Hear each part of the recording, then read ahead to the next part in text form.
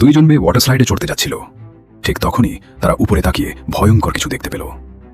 নিরাপত্তার কারণে প্রতিটি অ্যামিউজমেন্ট রাইডে একটি নির্দিষ্ট সীমা থাকে, একসাথে কতজন উঠতে পারবে। কিন্তু কিছু ছাত্র সিদ্ধান্ত নেয় তারা এই নিয়ম মানবে না। একসাথে সবচেয়ে বেশি লোক নিয়ে একই স্লাইডে ওঠার পাগলামি শুরু হয়। হুড়োহুড়ি করে ঢুকে তারা এমনকি লাইফ গার্ডকেও ধাক্কা দিয়ে সরিয়ে দেয়। শেষ পর্যন্ত তাকেও জোর করে স্লাইডে ঢুকিয়ে দেয়।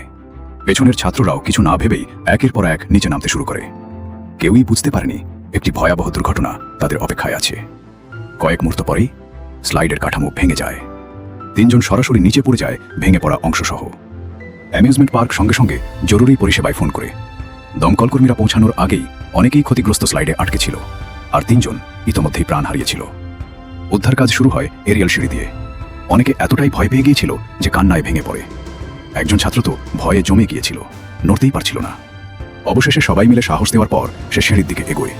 শেষে বাকি থাকে মাত্র একজন ছেলে। তার পেটে গুরুতর আঘাত, নড়াচড়া করাও অসম্ভব। তার পাশে ছিল একজন লাইফগার্ড যে তাকে ধরে রেখেছিল।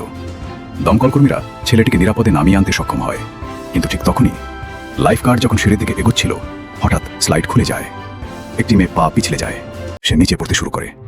শেষ মুহূর্তে সে একটি লোহার অংশ আঁকড়ে ধরে, কিন্তু বেশিক্ষণ এভাবে ঝুলে থাকা সম্ভব ছিল না। দমকল কর্মীরা দ্রুত সিঁড়ি তার দিকে নিয়ে আসতে চেষ্টা করে, কিন্তু সিঁড়িতে আগেই অনেক লোক থাকায় সেটি অতিরিক্ত ভারে নড়বড়ে হয়ে পড়েছিল। ঠিক তখনই একজন সাহসী দমকল কর্মী নিজের জীবন বাজি রেখে স্লাইড বেয়ে এগিয়ে যায়, আর কয়েক সেকেন্ডের মধ্যেই সে পৌঁছে যায় ঝুলে থাকা